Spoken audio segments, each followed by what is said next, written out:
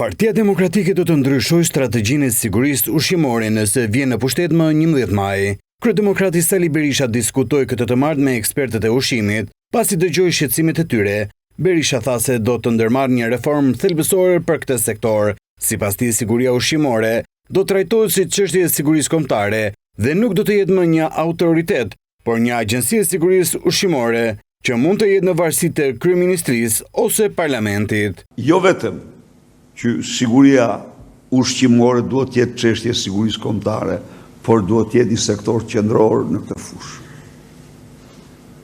Dhe kur them këtë, ky sektor që është në fakt multidisiplinor, duhet të ketë të gjithë mbështetjen dhe financimin, të gjithë transformimin. E thatë ju, mjekët nuk paguhen, po të rrinë pa veterinerë atë. Kush do t'i kryej detyrat? Berisha akuzoi mazhorancën aktuale se ja ka dhënë të drejtën e analizave privatit, ndërkohë që siguria ushqimore është në ditët më të këqija.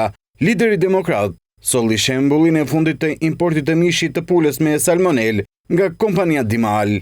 Shtetëror, ministri ja merr kompetencat dhe ja jep një laboratori privat në shembullin atyre PPP-ve të shtetësisë për të ndarë parat me te.